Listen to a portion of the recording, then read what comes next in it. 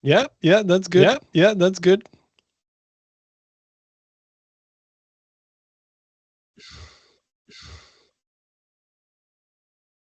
So, let me know. Let me know.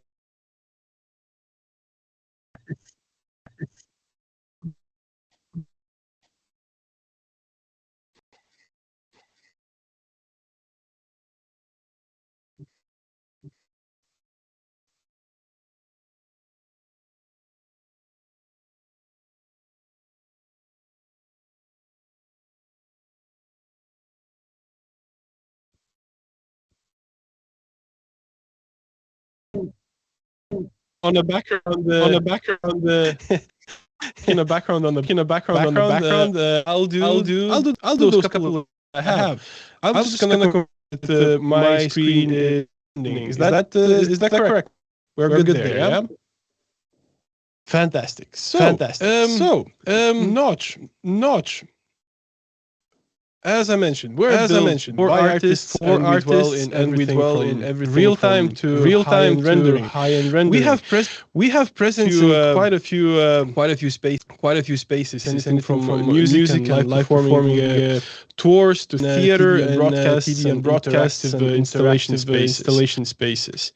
If you've gone to a concert or large arena show recently, over the past 5 6 years, very likely you've seen something that was made with Notch there. One of the bigger spaces that is using Notch now these days is Sphere. So that great space and great thing to utilize the power of Notch. So we do a lot of things. Like I said, anything from real time to high end rendering, from video processing to 3D animations, particles sims and smoke sims, video and post effect, processing, lighting rendering, all of that in Notch package. Who is Armin? Why on earth to this guy? I'm listening to this guy. So I come from live entertainment background. I'm doing that for a good while. I would say more. So it all started as a hobby. This right here, it's not me cutting my finger, by the way. This is me sanding a piece of wood that becomes an installation later. So when it all started, my mates would be playing and DJing music on the stage, and I would be just messing about there in the back of the room with the projectors. And it was all very cool until I realized that this is actually a viable career and people do get paid for this. So I took it more serious from there. So bigger stages, bigger shows came. Sleeping arrangements were still of a questionable nature, but it was great fun. I really enjoyed it. The gear got better. We got more toys, and the travel kit expanded. Cable spaghetti, though, that's universal issue that's just never going to be resolved, unfortunately. So the shows are happening. I'm traveling. I'm doing my spiel. It's all good, and then I come to a realization that rendering absolutely sucks. And I don't have a virtual. Let's see if I stand next to the lights and it turns red. I get really anxious to going. So imagine me sitting for a render. That's crazy. And to be honest, as a creative industry, us motion graphers are probably the only ones that don't get the instant feedback of what we create. Now, take a musician. He or she would grab a guitar or drum kit and work on a lick and perfect it. And there's constant feedback like, oh, I can change this and I can do that and we can do that.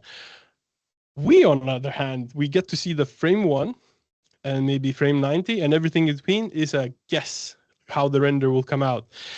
Sometimes it works, but sometimes it's like, oh, it could have been like 5 degrees to the left or 5 degrees to the right. And that becomes a killer. So with that in mind, I'm starting to look for a real-time tool that will allow me to address all these things. And all of the options are right here in front of us. I have one issue. I don't know how to code. And I'm not really keen on learning to code. What I do know is how to do shows and graphics, and I enjoy that. So of all the options that was listed there, there's one that doesn't require any coding whatsoever. And love story from there, to be honest. So I started to use Notch. I became a user before I was a part of the team. And I'm traveling doing my thing, and then I learned that Notch is looking for some employees to join the team. And I'm like, that's very interesting. So I've sent my CV, love at first sight. Ever since then, I joined the team and I'm doing trainings and workshops and I'm recording tutorials and hanging out with cool folk, just like Mograph, just like Matt, talking shop about Notch. Yeah, so I told my whole life story. Now we're besties. I think this is a good time to actually move to the tool. um, okay, so maybe a good place to start would be to talk a little bit about UI. I'm not gonna do a very long thing, but it's kind of good to know where is what and how it's positioned. So I'll start by making a new composition so we have things blank.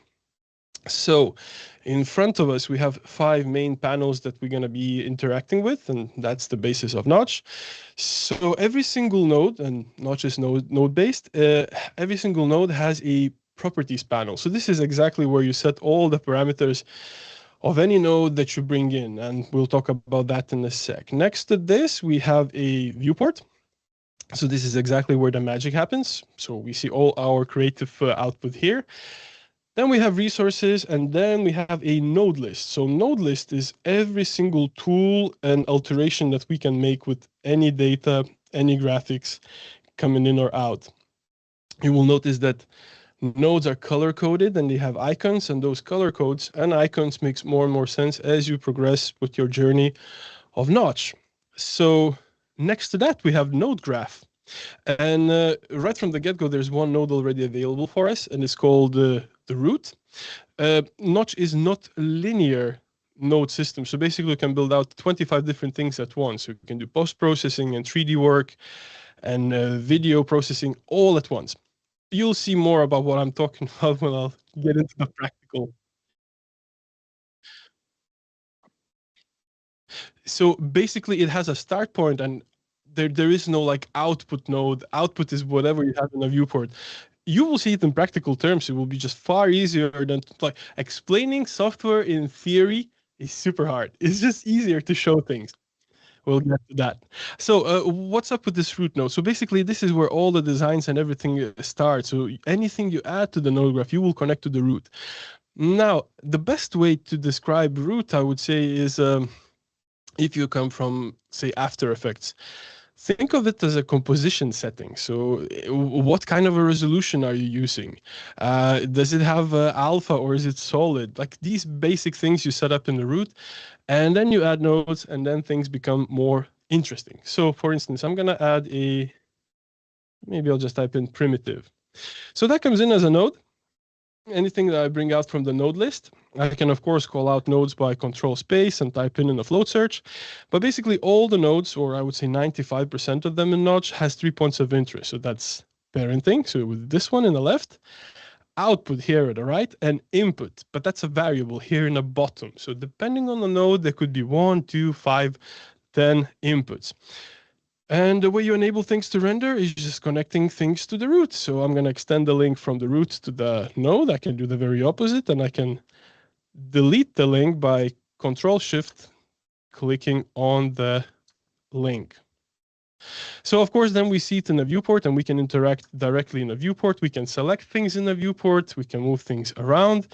We have all the expected gizmos for rotation, scaling, and all that. So not only you can interact with properties in the viewport, you can actually interact in a properties panel too.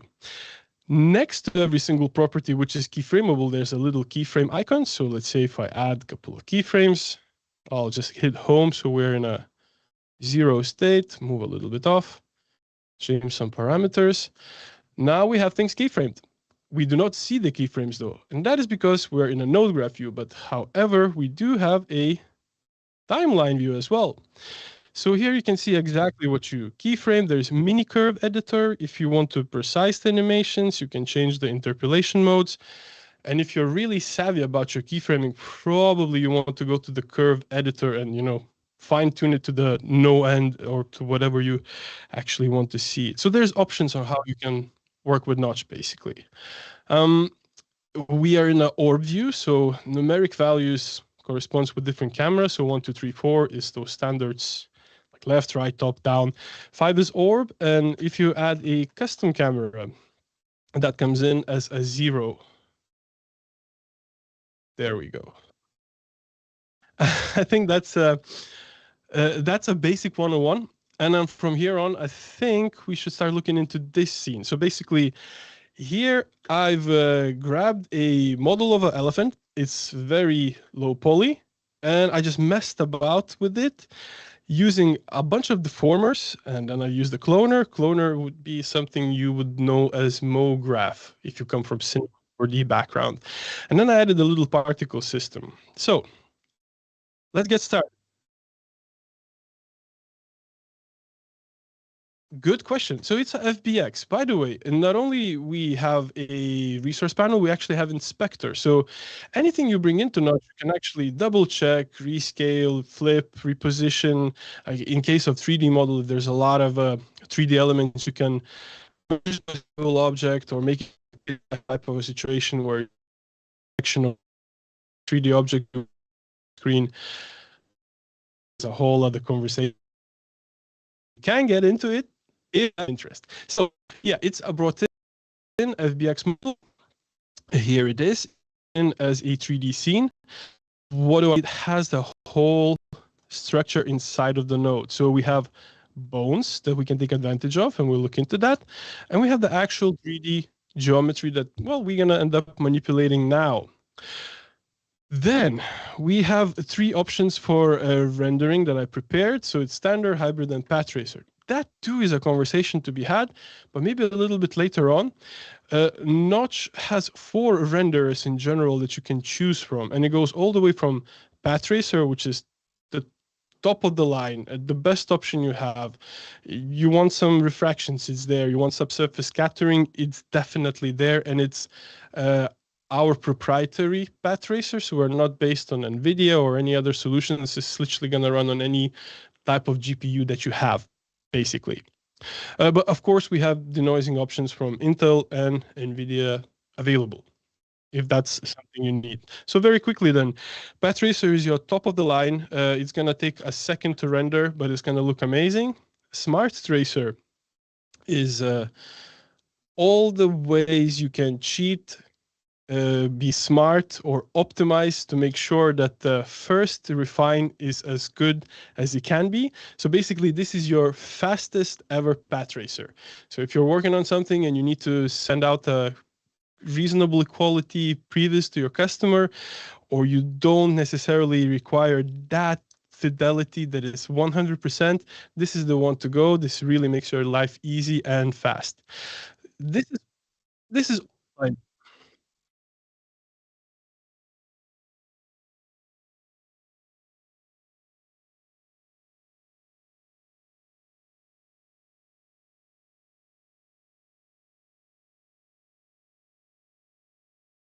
It's such a good question. And I'm happy to say that Matt, our founder and lead developer, is coming to your show next week. He probably can talk so much more about it. It's I have a couple of notes. I will try to whip them out if I'll have a second, but I have a whole spiel, like a whole paragraph written on how it goes. One thing don't want to do is lie, so he can definitely make better justice for it. So I'll come back to this one. How exactly does it work? But in the simplest terms, it's just extremely optimized path tracer. It's still based on ray tracing. I think it's Rasteer, and then it does all the magic that developers does. And I am happy to say I have to know nothing about. I can just make pretty things. We'll be back on that then. Next option. By the way, the path tracer and smart tracer, this is all on the offline side. Hence, you commit to spending a minute to render a frame or a sequence. Now, hybrid is already a real-time solution. So think of it as a render that you would use for HD or 4K renders, and you're going to be in real time. And then there's standard, which is most stripped down option, but still with all of the blows and whistles that others have. But it's the simplest one and the fastest one. So if you're working at 8K or 10K and you still need it real time, well, this is the one. And in fact, I have some light setups here. So if I change now to, let's say, hybrid, you will see that this is like working with emissive spheres, for instance. So what you're going to notice as well, that when I switch through lightings and renderers, the lighting and material work holds up. So that's a big offer that I actually enjoy in Notch a lot. If you change the render, that doesn't mean you need to redo the scene. That's quite big. That's the way amazing, I see it. Yeah, so I enjoyed that. I enjoyed the heck out of it. So with that said, let's come back to this one now. So these are the 3 renders that I'm going to be flicking back and forward from the fastest one to this fast, still real time, and to the high quality battery. So as you see now, we have so little going on that there's barely any difference whatsoever. We have a couple of spotlights. So if I just zoom out, you will see it there. Skylight. So this is like a world lighting. I don't think we're going to need it later on, but for now it's just nice to see better the shape. And as I said, here is the elephant and here's the camera. So we're literally looking through this very camera here. So how do we start to manipulate and play around with the deformers? And deformers, first and foremost, are ways for you to manipulate and alter geometry that you either brought in or primitives, let's say, that you are taking from Notch library. And you will see that there's even subcategories of different deformers that you can choose from. So what usually would happen, you would find a mesh that you want to treat. In this case is this elephant here, and you would apply it. So let's say something as simple as turbulence deformer. It's working. Greatness. Wow. Does it look pretty? Absolutely not. So a smarter way than just applying deformers directly on the 3D mesh is using a duplicate geometry node. So think of it as a iteration of the geometry. So if you're working with video processing and let's say you use other node-based tools, there's video nulls, which just takes the iteration of the original and allows you to manipulate it and then send it further. So this is that in 3D world. So we can take the 3D scene, this elephant, and send it to duplicate and then do something with it and then make another and another. So let me show that. So first of all, I'll get rid of this material. We really do not need it. I'm going to grab the 3D and I'll send it to the first node here of the states geometry. Let's do that. Now, in that, I can elephant. What we're seeing. Losing your audio a little bit. Sorry.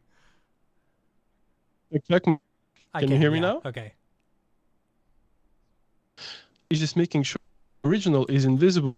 The only thing we see is the geometry. I'm pressing Control-1, by the way, to disable the visibility. So basically, we made a copy of it, and we're going to mess about here with it. What I do like to do is grab object to lines. So that's very standard thing to do, like, hey, let's make everything into lines. And then in the object to lines, the very deformer, I have options of how wide the line should be, how many subdivisions should it have. Another deformer that I'm a big fan of is quantize. So if you want to make things weird. Oh, that's cool. That's right there. That's right there, your friend. That's super cool. One thing that is important across the board in Notch is the stacking order. Now, here it doesn't really make big of a difference. We progress, you will notice that it definitely affects the effect or deformer, so affects looks, depending. So it's getting somewhere. We can disable those for now, and we can add a couple of more complex setups here. How about the Voronoi fracture? So this right here, and I'll tick on color by point. This allows us to fracture the 3D model, and we can take advantage of those fractures by adding another deformer, which would be chunk effector deformer. That's really cool that it's fracturing at that and like not changing the Voronoi every single frame. Typically in any other software, it would take a Voronoi and it would you'd see just jittering and flickering for every frame. That's pretty rad. Yeah, it's doing its best, and for or I would say like my needs works. You could though compute, so you could a freeze deformer here. It would undo it once and reduce the load on GPU, but since it's animating, we're gonna leave it like this. So I agree. I really like this deformer. So the chunk effector deformer is what's going to allow us to take advantage of those exact chunks that we made with Voronoi. And chunk effector deformer works with effectors that are to be found in the world of cloning. We'll get to cloning as well. So I'm going to add something very simple, for instance, plane effector connected to the first input here. And I see that it jumped, and that's okay. And that's because the default is set to position Y on 1. So I'm going to zero that out. I'm going to say, hey, I want uniform scale, and I want everything to become a tiniest bit smaller. So now we're getting somewhere more interesting, I think. Another thing that could be interesting to do is probably to, well, get rid of the coloring. We really don't need that. And let's add noise as a deformer too. There we go. Now, I don't necessarily want the actual noise, but I do want to mess about with the fractal noise. Let's make it a little bit more aggressive.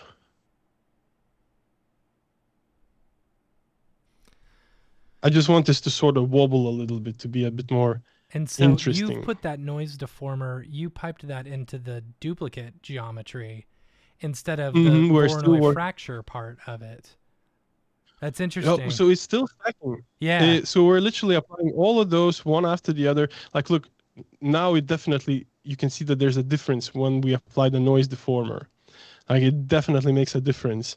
The stacking order, I mean. Let's see if I can make this a little bit nicer. So another thing, well, maybe it's too fast. Maybe that's what annoys me here. I just want this a little bit more randomness to the setup. Yeah, let's say this. Let's say this was intentional. We'll make it pretty as we progress. Another thing we can do is extrude polygons. Boom. There we go. Yeah, the noise deformer is still fast, so I'll reduce that. Now, notice if I change the position of the extrude now, how it changes the look. So I much rather see it like extruding those noise patterns already than beforehand. So this is where the stacking order becomes quite of importance. Interesting. And so it's node-based as well as like almost layer-based, right? Yeah, so you basically stack all of the variables from top or from left to right, depending on how you like to build. I always default to top to bottom. Wow. A couple of tools as well that your node graph doesn't get to be a spaghetti. Like it's so basically you can mark up all the nodes of interest, click on a button, and they will be aligned. And of course, you then change the stacking position order, in between them. Yeah, I really like this. This makes life so much easier. There's a lot of little UX tools that makes your life easier. I'll try to bring up quite a few more as we progress. So let me show you where this becomes quite handy now, the duplicate geometry. So I'm going to make a copy of this, connect it to the root. I'm pressing Control R. So if you want to connect something to the root, Control R. And I'll send the same 3D model to the newly made duplicate geometry. So now we have two duplicates stacked one on top of the other. And here we can go for something like retopologize. There we go. Let's just resample vertices and retain the UVs. Now it's getting a little bit more interesting. Very messy though. So this is maybe good time to bring back this object to lines. So there we go. I'm going to bring that up. And I'll make this thicker. So if you want to make weird things a notch, it's as easy as that. Yeah. The noise deformer is still too fast. I just want it slow. Maybe it's a little bit too much. Thank you. I appreciate that. Right. Another thing. Oh, you know what? We could add a bit of physics. So Notch actually does physics on in many ways, so to say. Let's kill off the skylight. We probably don't need that anymore. Actually, we can even switch to path tracer. So this is how it would look if we're path tracing. Obviously, it takes a second to refine the frame. and you have full control on how many refines and all that. I usually work out the scene to look best in Path Tracer, and then I just work it backwards towards real-time solution, because of course Path Tracer is the most solid reference you can get for best look. So we'll come back to that if that's of interest. Okay. Another thing that could be interesting here, physics. Let's add that. I'll keep the skylight for now so we see it a bit better. Another duplicate geometry and another send from the 3D model. So physics in Notch comes in many flavors. We're going to look into rope simulation here. So we can get a spread lines as a first step. And we want those lines longer and thicker. And now we can get a rope deformer. And a rope deformer should be anchored to the first vertice. And ladies and gentlemen, this is how you would build a mammoth, but we do need a bit more subdivisions. There we go. Mammoth it is. The fact that it's like playing is just blowing my mind right now. It's still real time. This is still real time, but fear not, we will push this to the limit, and we will have to optimize from there on. Okay, so another thing that, for instance, this physics-based rope deformer has is effectors as well.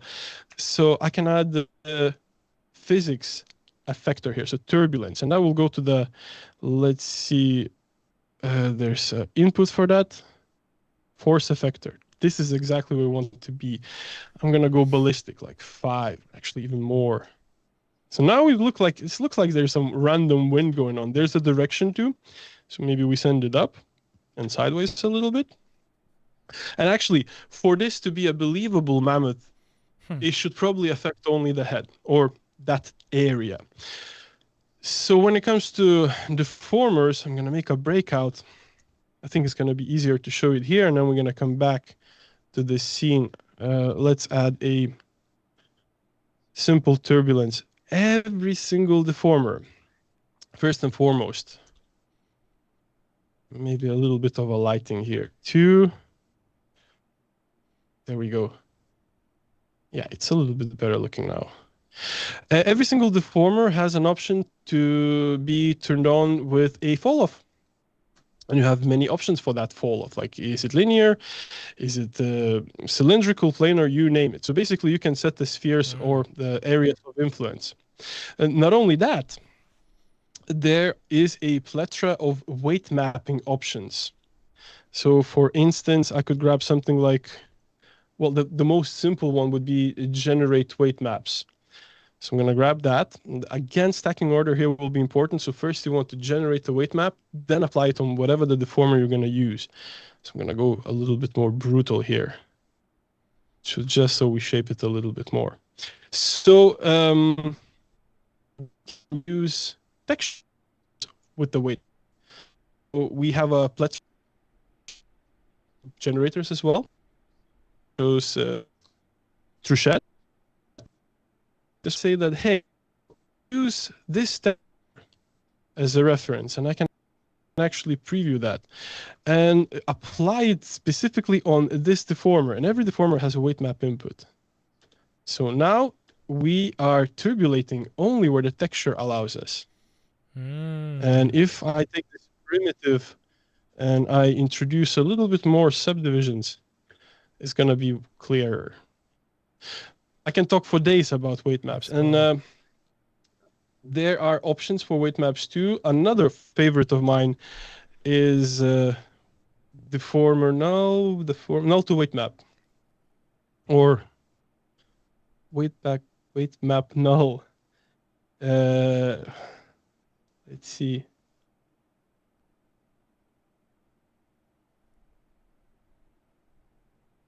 Yeah, null to weight map, that will be the one. So basically you can grab a null, which would be just a 3D positional value, pipe it in as a first input. Let's get rid of this.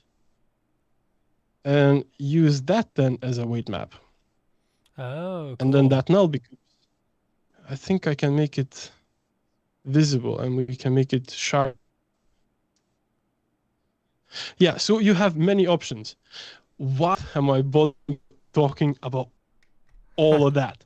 Well, basically, because I want to set a fall of 4 only on the head of this fine-looking mammoth at this time around. What I can do and what I want to do is another deformer, which and this is our, as you see now, we're culling out the stack of, so the spread lines and rope deformer right there. So I think your screen froze. No, that was like one of the more exciting parts.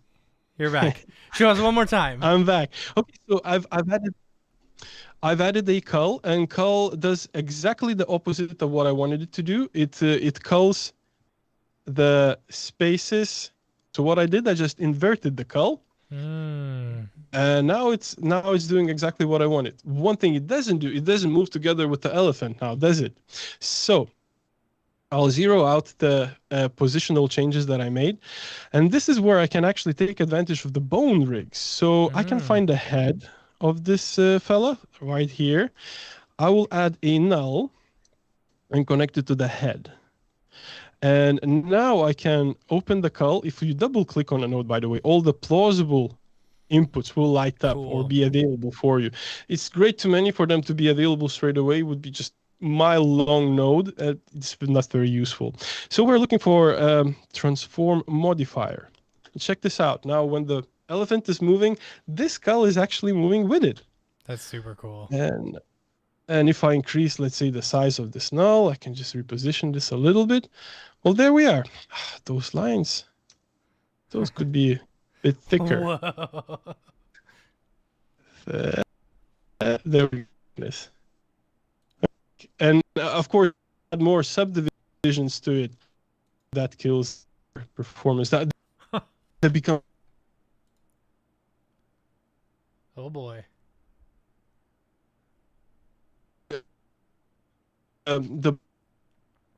There's more things. You're cutting out a little bit. The latency. Yeah, the latency is. I am looking.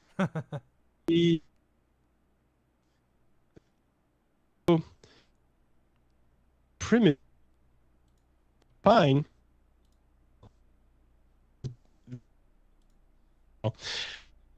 I want to make it emissive. So I'll add an emissive right on that sphere. Kill the skylight. Yeah, we're back. Good. Cool. So I just disabled all the lights and I just kept the one emissive material with the sphere here in the center. Let's make it smaller. We could make it more emissive and brighter, but it's not enough for us to light the scene.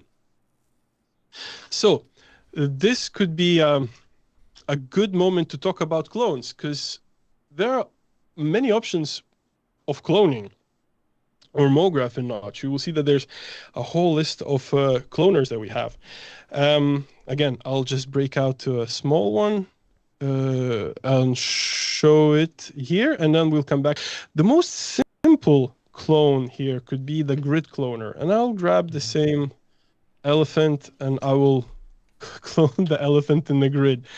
And you can the fact that it's almost playing real time is just so cool to me. Sir, in almost real time, we're absolutely real time. We're 100% real time. And here's a little exception moment here. You can actually clones. Grabbing a radial, cloning the clones. Just the clones. I told you that's what Notch is daddy. So the simple cloners, and obviously all of the cloners has abundance of effectors.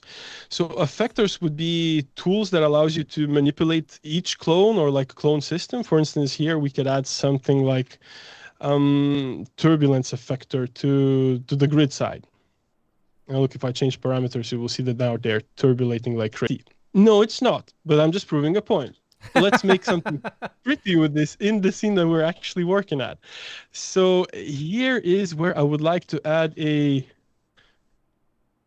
mesh cloner. I'm connecting it to the root. It comes in red, and that says that this node needs extra information. So extra information would be, well, what mesh do we want to clone with? As soon as I connect the mesh, as you see now, it's green, so that's good. And well, what do we want to clone on it? So in this case, I would say 3D primitive, which in our case, the default is a sphere. Now we're cloning on this elephant. I don't necessarily want to clone on the vertices, so I'm going to spread over surface, and I'll make those clones a little bit smaller.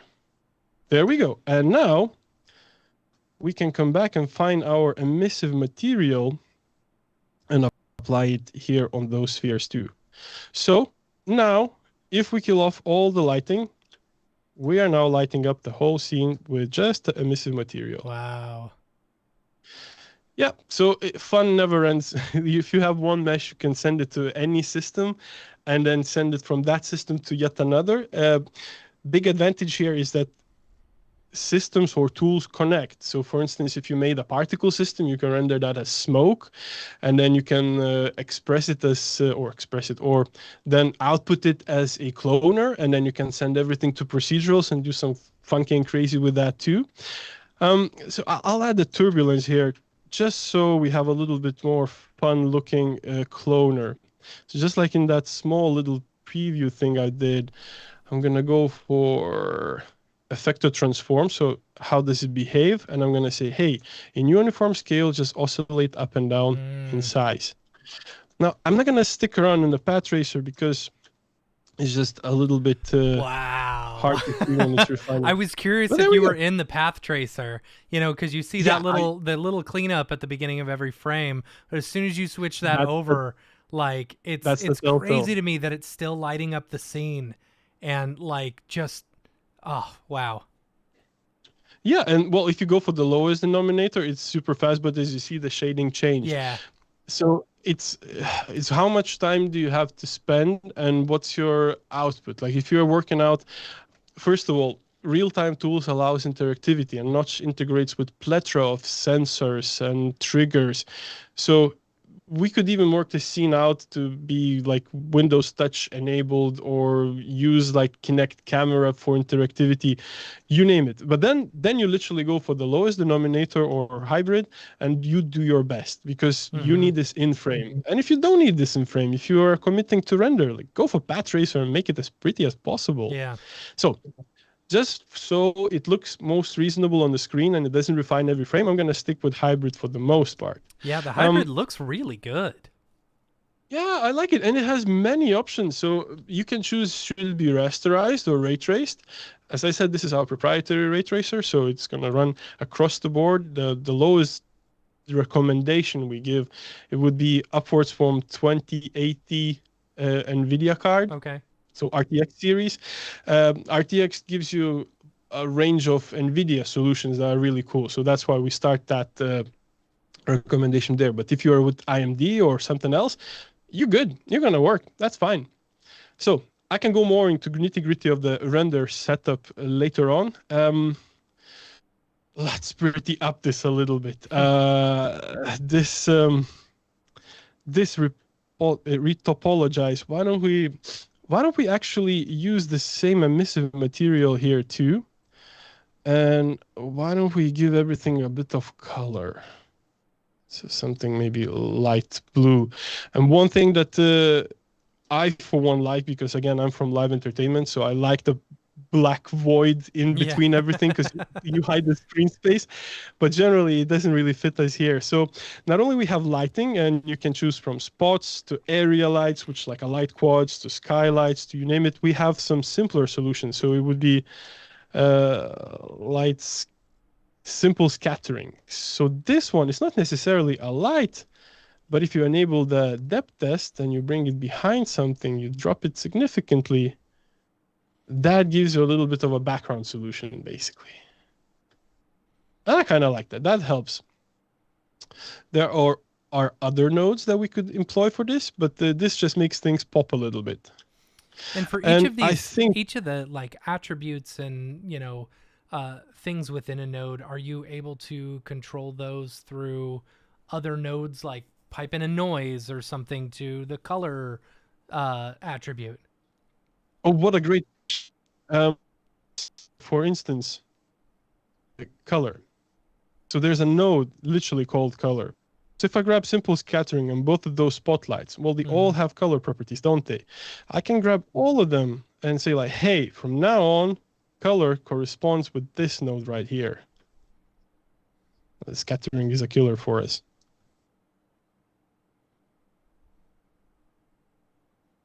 And I connect it to brightness. That explains it. So I'm going to grab it again. I'm going to say like, hey, please color everything with this specific node from now on. And same goes for animations.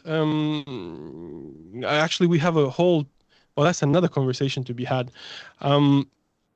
We have tools called modifiers. So it spits out math functions, which you can use for animation. And I'm just thinking what would be a good one here. For instance, if I add now, and is in a 0 position world, yeah? I'll put so I'll G and through the null. Through the camera. Let's actually move. You're kind of breaking up a little bit. Your audio is. Sorry.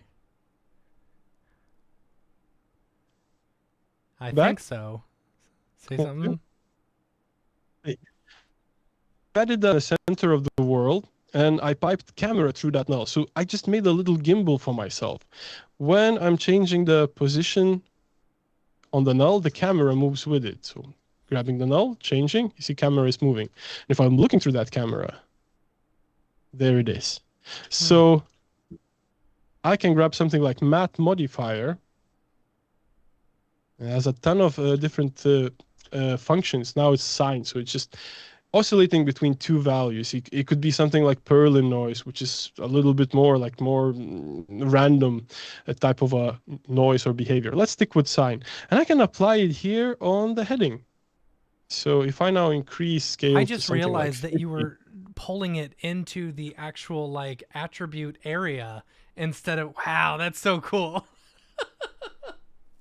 And but wait, there's more. So you can use the same modifier to drive other stuff, like for instance camera zoom. I can use the very same. Okay, that's excessive. Yeah. That's not gonna work. Let's maybe find another property to use. I could add a 3D primitive, and I can use the same modifier to drive its position X, for instance. So it is going far and wide. Yeah. Yeah, but it works. So basically, you can use these modifiers to drive different values, like anything that is keyframeable. If it has a little diamond shape next to the property, you can pipe a modifier. And modifiers comes in many different flavors. So math modifier would have fixed animations between, let's say, 2 points. So a sine wave which looks like a Bezier curve, yeah. It could be Perlin noise, which is a little bit more. I'm just going to make it faster; it will be more visible. So there's just a little bit more points in between. There is a continuous modifier, which if we now connect to the very same input, it works 1 degree per second. So we want more speed. So now we're continuously spitting out information. So we're just endlessly spinning around and around this elephant with the camera. Let me ask you this. Is there a way, because you come from the live entertainment industry, is there a way to pipe in like controllers and stuff to be able to control some of these attributes and stuff? What a fantastic question. So in the very same vein of modifiers piping in and working, there is MIDI, there's OSC, there's ArtNet. So that's so cool. Any control you have, you can take advantage of.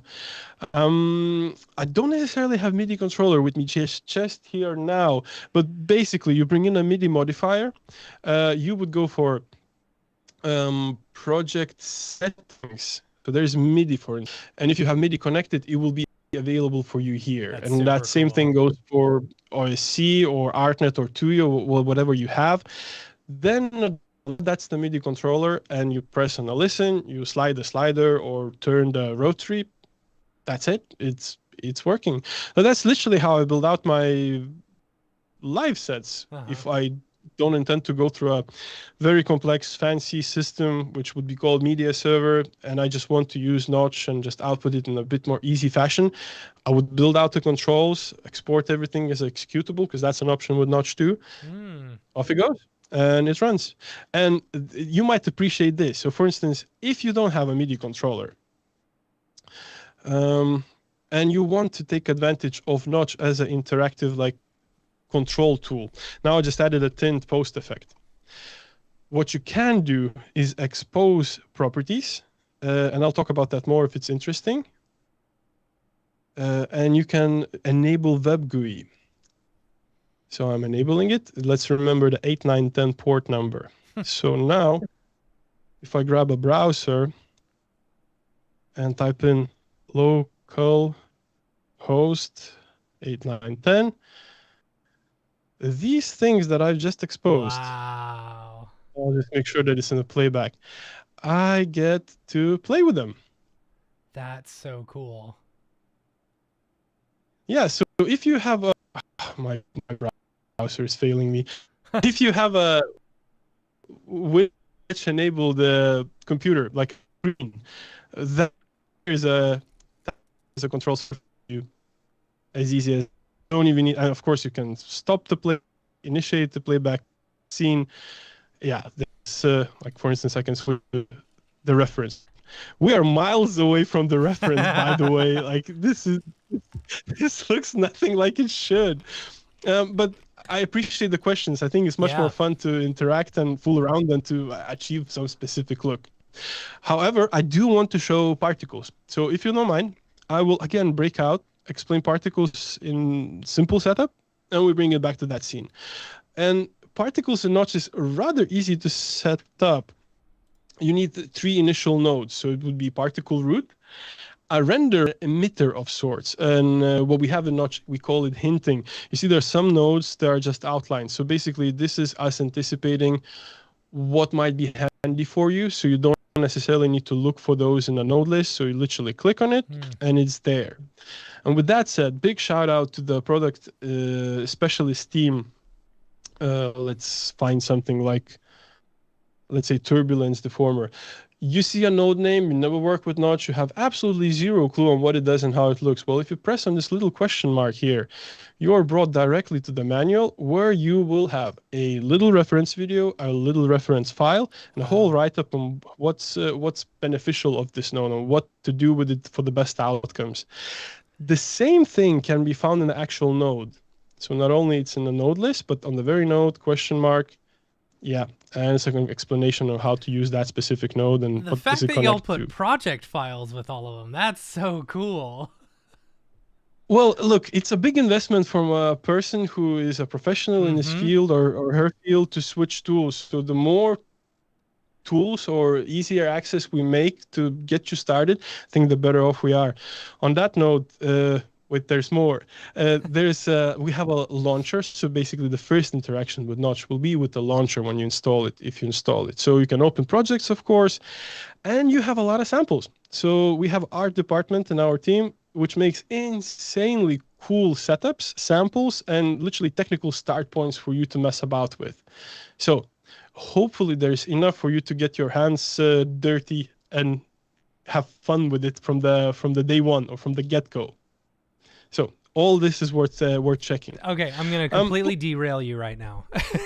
Go on. Okay, go on then. So, question: I'm putting things together in my mind, right? You mentioned earlier being able to do an executable from Notch, like So could you create a game from Notch? Well, yeah, we have a whole like we have a whole logic section. Because if you could use a controller as like actionable items and stuff like that, I don't know. So you could. However, here's the gotcha. Yeah. This is a motion design tool Sure. that allows you to do interactivity. While let's say Unreal would be a game Yeah. development tool that allows you to do designs. So you will get places by doing that, but I would advocate that Notch is meant for motion graphics. Sure. Yeah. And interact. You could, but you will not be like character interactions as you would have in Unreal, where you have a character and you press arrow key and straight away gonna go left. I was just thinking, right, like, it would be really cool if, like, during a live show or something like that, someone was controlling a character or playing a character or something like that. How much fun that would be. Oh man, but there's plenty of options for that. Let me think. I don't believe I will be able to whip this out. That's okay. We could go back to particles. No. Fair question. The simplest one would be to use NVIDIA Body Tracker. Oh, cool. So basically, we integrated with NVIDIA for the AI solution of body tracking. So if you have a camera feed and your full body, you can actually work out that you can attach that camera feed to a 3D mesh. That's super cool. And that 3D mesh becomes interactive. Right. I will do a cardinal sin. I'll try to find a YouTube video when we were doing this release to show you this in action. Give me just 1 second. Sure. One. Notch, NVIDIA. This should help us. You will have to bear with this annoying fella here in the video. But basically, you can see this in action. This is exactly what you asked. So here am I just filming myself, and that's face tracker too. So basically, face is being filmed and then attached to this 3D model. And you're not using like any sort of suit or anything. It's just no. Yeah. It's just camera. But of course, you can use suits. So we support.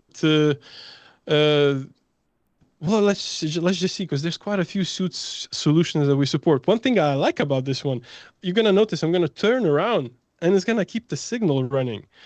It's just a question. There we go. See that? Yeah. It's really nice, really stable. The one and only gotcha is that it reads one person at a time. Okay. Mocap. So we support Kinect. If you have Kinect camera, you can take advantage of Kinect skeleton. Cool. We support NVIDIA. We just saw that now. Then it's Perception Neuron. That's a tool, or the whole suit. Then it's Xsense. That's another type of tool. Or suit. OptiTrack. I think pretty sure it's a suit as well. And Movin. Now that's an interesting one. So basically, they use LiDAR scanner to interpret that as a body rig. Interesting. So that's a fun one. So plenty of options to fool around in that way. That was a very cool sidetrack. Okay, so to wrap this up, to make particles run a Notch, 3 nodes. Root, which is responsible for just making things run. Since particles is a bigger subject of its own, that goes to fields, so that would be smoke simulation and let's say physics, like more intense, more complex physics. They all would have a particle root. They all would have the root of their own. And then, like I said, it's a renderer and an emitter. And for all of this to become, you have a plethora of effectors. So let's say I can grab like turbulence effector. I'm just so used to the floating search that I just whip it up in there. From there, you have one. And now we could render as. Say that one more time. You kind of broke up a little bit. We are rendering sprites, but we could render 3D objects, or for the heck of it, why don't we render it as fields, like a smoke simulation? So okay, it's gonna get warm here now in my studio. And render field 3D render. We don't need many, so I'm gonna just reduce the numbers for now. The way the systems in general, that's a general rule in Notch Connect, is a root of the system you want to take advantage of goes into the emitter of the system that you want to use. And yeah, now we're rendering smoke. It's not really necessarily impressive. If we bump up the numbers, maybe it will be nicer. I think the other way is actually nicer. So why don't we do the other way? So field 3D root, primitive emitter, and renderer. And I think we want some kind of a shading. So path tracer, skylight, and let's just make sure there is a full stack, and let's just shape it up a little bit. We don't need big bound size, so like the space that the simulation should be happening, that could be smaller. And in fact, the primitive emitter could be right here at the very top, and I don't want this to go up, I want this to go down. So buoyancy down, gravity up. Boom. And skylight is a bit too aggressive, but let's make it prettier. My favorite go-to things to do is to increase the vorticity. That just makes the swirls more voluptuous, more like detailed. And as Matt, our lead developer, says, your smoke or your fire simulation is just as interesting as your starting point. So your emitter. So in this case, we have pyroclastic displacement for the emitter, and look at that, already a bit more detail. Now, if we really wanted to push, fields has materials of its own. So if I add it to the field renderer, now I have a little bit more control on how I shade it, for instance. Yeah, so we can take all of this, and we already have, no, we don't. We will add that. Particle root, field emitter, for particles. And by the way, Control R is a smart shortcut, so it actually knows what route to connect to if it's that same ballpark of the nodes. And let's render this with the, let's say, primitives as points, or points as primitives. Particles to point geometry. That's what I was looking for. So now we're going to grab the root, send it to the field emitter. I'm going to kill off the field renderer. And there we are. So those particles could be bigger. And more is more, because why not? Let's go for 500,000. And let's change the 500,000 setting here in the emitter. So we say like, hey, we definitely want 500,000. Wow. There we go. So now we have 500,000 of 3D based primitives. And it's kind of fun to add a collision of sorts. So why don't we make a sphere, make it bigger, and I'm going to straight away invert it because I want this to stay inside of the sphere. Primitive collision. Why didn't you work for me this time around? Did I invert you wrong? No, I didn't. How about we go for mesh collision then? And then we can choose a primitive that we want to use for it. So let's say it's going to be this big. It's going to be here, but I don't want to see it, so visibility will be 0. And of course, that too needs to be inverted. I started so good, and I'm getting nowhere now. Oh. I must be doing something wrong here. But basically, you can connect system to system and it works just fine. I'm pretty sure I just forgot some setting right there. That is insane that you've got 500,000 particles going at once. Like, I can't even believe that. Well, let's add maybe a bit of turbulence here so it's a bit more fun. Oh, that's probably a bit too much. It was too much fun. Too much fun. No scale. I think that was a bit too big as well. Yeah, that could be smaller. We don't want to keyframe that. And velocity is a bit too big. So we have, why don't we do a full million? I mean, what do we have to lose? Sure, why not? Why not? Worst case, I will have an option to show. We've already crashed out my system once. Why not yours too? Don't jinx it. We have 1 million. Here we have 1 million. And of course, we're now in a path race. If we add a hybrid render, I'll just switch to ray trace mode. It's going to take a sec to calculate. Now we're in a real time. So if we just check the performance, we are around 50 FPS. We have a whole system for metrics. So seconds, very early second. You can do things with Notch, that I can promise.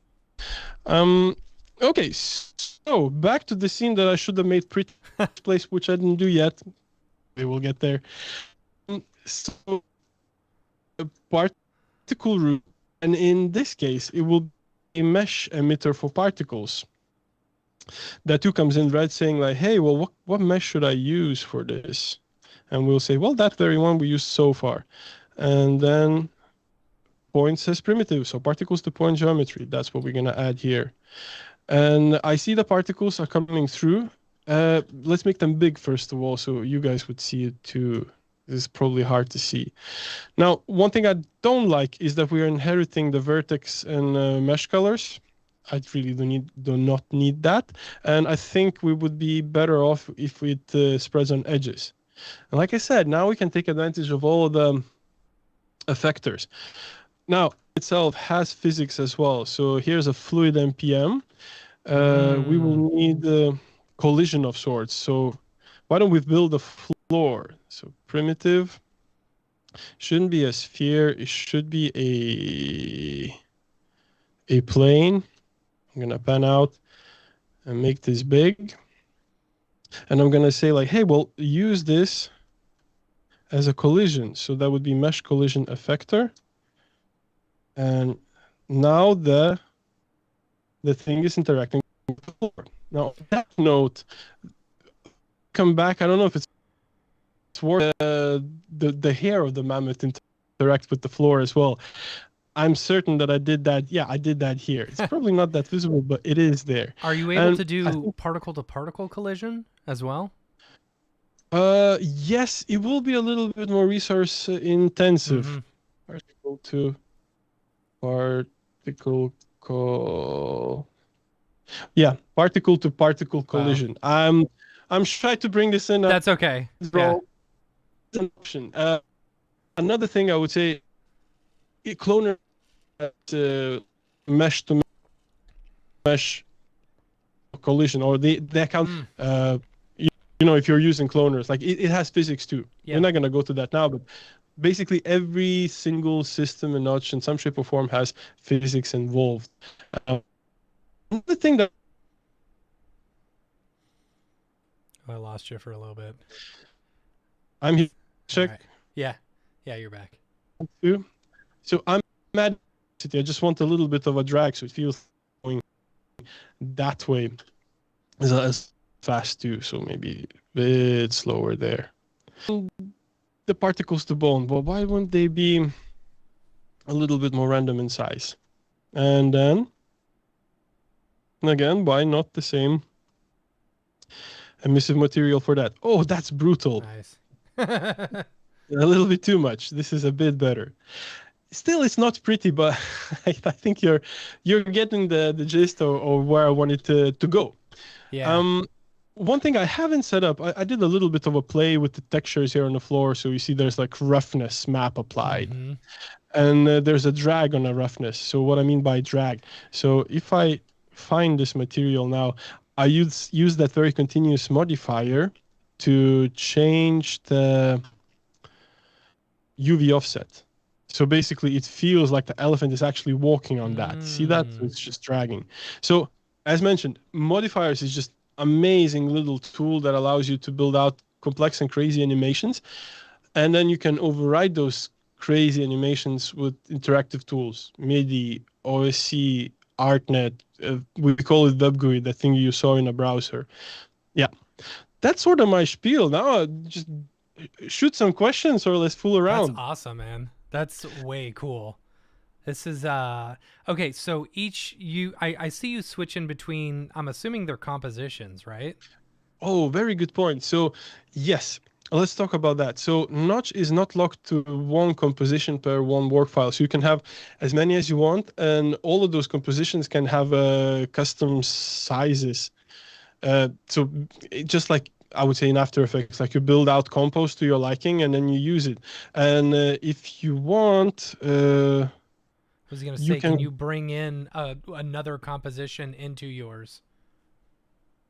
Yeah, Amazing. I'm working that out now. Let's just make the scale a bit smaller, and I can pipe in the pre-comp, and the pre-comp could be, let's say, Nura. It's not pretty, And is but that it, is that doing it as a 2D pre-comp yeah, or yeah. So it okay? comes in as a texture. And It comes in as are you able to like bring in your other three, like say you've got two 3D scenes, are you able to merge them into one as like pre-comps uh uh I or do would you do have it to a bit. bring in all the geometry from somewhere else? I would do it a bit different. So let me just open maybe a new project because this is gonna get extremely messy. Sure. I'll do it from scratch. So there's two ways to interact with Notch. You can do like all of the compositions as separate effects and then reference with the pre-comps, or I'll just allow this to load. There we go. I need elevator music here now while it's loading. So basically, you actually have that very choice from the beginning when you start to create. So is it isolated, what we've seen now, or is it composited? So we're going to choose this now. So I'm going to add a 3D primitive and a camera. So I'm looking through this camera and I'm seeing this sphere. So I'm going to move the sphere a little bit to the side. New composition. And I'm going to add another primitive. Let's solo this. And I'm going to add another camera. Do the same, but this one will go to this side. Maybe it's going to be a box. There we go. So I have a choice to blend them, just like that. So then in the line, you can move them around, stack them, animate them in and out. So basically use this as a compositing tool as, let's say, After Effects as you know it. Okay. So in other words, you can refer from composition to composition with pre-comps, or you can say like, hey, every single compo here is but a layer in my huge grand scheme of things. And then you have different types of compositions. For instance, if I add new compo, timeline, like this one, for instance, is not solid, but it could be, I think we call it additive. I think it's composition. So basically that would be like your effect layer if you choose. So I don't necessarily work in this environment or in this way too much. Yeah. I prefer to keep separate, but hey, there are different briefs and different situations, so you might as well use this if you need to. So you can stack and render like layer after layer after layer. And of course you can blend them and so and so forward. That's cool. I'm gonna close this off. This looks horrible. Let's come back to this one. This looks a little bit better. What else have I not shown that could be interesting to talk about in well, we do the whole video processing. I don't know if that's of interest. Should I show a couple of things about that? That's it. Yeah, so now we were all but in 3D space. We could live in 2D space in Notch as well. So for instance, I'm going to add image 2D. So we have two nodes to output textures or videos. So image 2D would just fill the whole space or the whole canvas. And image plane, that works in 3D space. So basically, if you build out a 3D scene, like let's say you build out this one, and you want a 2D texture somewhere attached, well, that's what you want to use. So let's maybe stick now with the image 2D, and I'll grab something from my assets as a video. So video proxy, test feed. Why not? So if you grab a video, you can literally output it right so, or just like that to Notch. Now, when does it get exciting? Well, it's the whole post effect stack that you can apply here. So for instance, frame difference. I really like this node and how it looks. I'm just going to lock the frame rate because it's frame rate dependent. It looks very different when it's locked and unlocked. Why don't we set it to something like screen, and let's bump it to 25 frames. Let's make it right. I really glitch, so I'm losing you a little bit. I'm something different. That's another. It's the application of not live entertainment. Live all these corrects on it. The advantage of using it here as well. There is NVIDIA back removal. What happens quite a lot. You're kind of cutting in and out. Sorry. Is that you have? I think We're so. back? And what I'm saying is that not only is a post effect and create effects live feeds, you can actually do NVIDIA solutions out unnecessary. So in this case, we just the whole something else in the back. Can you do green screen as well? Like actually keying out green screen? Yeah, so in many respects, that's literally what we're doing now. It's just with the NVIDIA background removal. Oh, rad. We just out the whole background guy's feed effects because it's a little bit too. So be the original. We just said like, hey, none of that, just the actual of the person. So that right there is reading with the data how humans should do that. Just for keying, we have chroma key here. And it's quite nice one. And it works by generating the plate, and then from there on you work it out and you sort of perfect it. Quite widely used is a good solution for these kind of things. This was introduced when the whole world stopped and moved into virtual world because no one could leave home. So this is a Corona solution, and it's quite nice. It's definitely being used in productions because it proved itself to be worthy and good. So what I'm going to try to do now, just to prove the point about the background removal, I'm not sure if it's going to work, but I could try. Video now.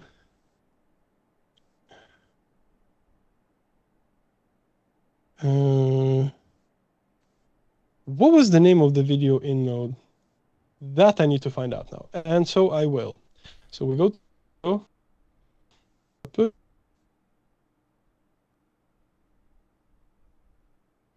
Oh, you can do video NDI source. I could run the whole show through Notch.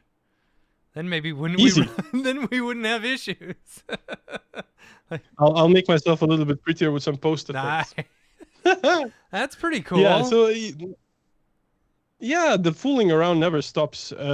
Actually, we can even use cloners. Clone to image or image cloner.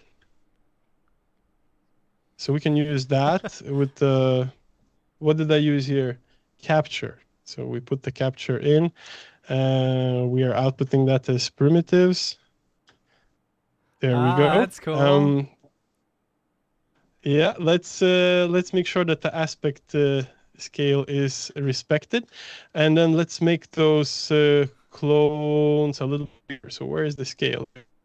And another thing that could be fun, I think, brightness threshold maybe, scale by brightness, and then offset by brightness. Oh, that's so cool. We are now extruding.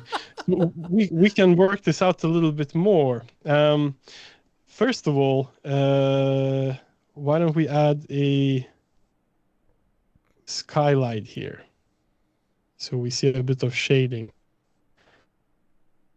We add a standard render. Add more. That's cool. Standard render. Gonna rejig it. It is coming this. The information that through, and I don't know the threshold. for now, a video file to refer to. I can set the camera. What I want to do is like depth of fake depth camera, and I can do that with 2 post effects. So frame difference. So frame difference. It grabs the current and previous frame, matches up, and where it sees overlap, it would produce luminance. Now that's great. That's what we want. So now we're moving only where the luminance is happening, but it's really, really archaic. There's too much noise. So we can add frame feedback. And then frame feedback will like smooth it out a little. There we go. So now let's cook the G50 by 250 and make sure that it doesn't cook too much. So primitive in notch is subdivided by 20 by 20, so that's a bit much. We can just drop it to 5 by 5. In this distance and scale, you will not see the difference. That's so cool. I can assure. So scale and then. Wow, that's so rad. Yeah. Offset. A bit more scale. There we go. Scale in general. Just trying to work this out to a nicer super cool set. And now we can grab something like video capture. So if I'm perfectly still and I need to work out the details a little bit more, it does nothing. But if I move, or like if my hand or these spheres are that amount, let's here do operation like even you broke up right as all the cool stuff started happening. So you can activity, so you can set up trigger box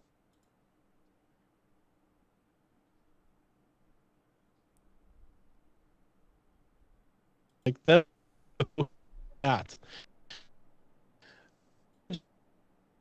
Two main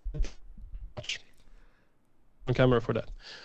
First one, GPU power. Second, say that one more time. Sorry. So there are 2 limitations to notch. First one would be your GPU power, and the second, your create. That's pretty much it. And then you can fool around and do quite a few fun things. One thing that my wife always complains about is that I can lose the whole Saturday just by sitting down in the morning. I just do not leave the machine, and she gets flustered about it. I can see that happening. Yeah, that's so cool. All right. I hope a comprehensive overlook 101 of what can be done, and there's plenty more to talk about. Yeah, like we can it seems like the amount of power that's inside of Notch is absolutely insane. Like that is and the fact that it's real time is so cool. Well, I'll be honest with you. Once I found Notch, I didn't necessarily have the reason to use any other tool. Yeah. So one and only thing that Notch wouldn't do, it doesn't model. I was gonna say, there are so many great modeling tools. There are great modeling tools out there. So why on earth would we compete for that space? And we might as well fill other spaces that has potential for us to bring something new, exciting, and useful. Yeah. So Notch doesn't model. So I would come back to something like Cinema V, like setting up a mesh, like all the rest, from video editing to creative video treat to 3D scenes and everything in between for interactive. Yeah, just use Notch. Like that definitely works. That's really cool. Awesome. Armin, thank you so much for coming on the show and showing it off.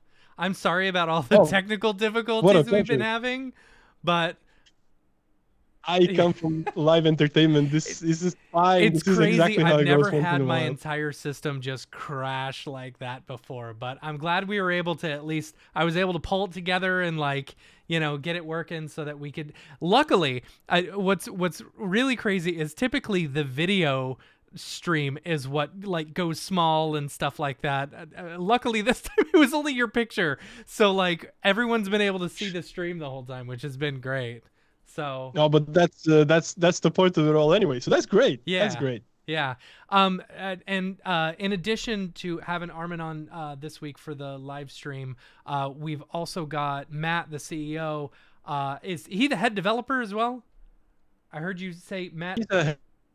He is the many notch, and yeah, he will be a great guest for you to have and pick his brain. And you will have an opportunity to pick his brain. It's gonna be fun. I'm sure. That will be fun. His interview, we're doing that as a podcast. That will be on Tuesday next week. That one's actually going to be early. We're going to be doing it around, I believe 7:30 around that time a.m. So Central Time. So yeah, Armin, I appreciate you so much staying up so late talking to us about all of this and showing it off. It's been enlightening and very fun.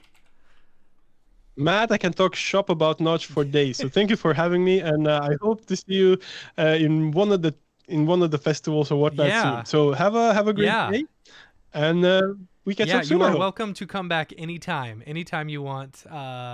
Anytime you want to show off any of the new features of Notch. So awesome. We'll work this out then. I look forward to this. All right. Thanks, everyone. I'm going to end the stream since my computer crashed and I lost everything. I don't have the ending, so I'm just going to say bye, everyone. See ya. Yeah.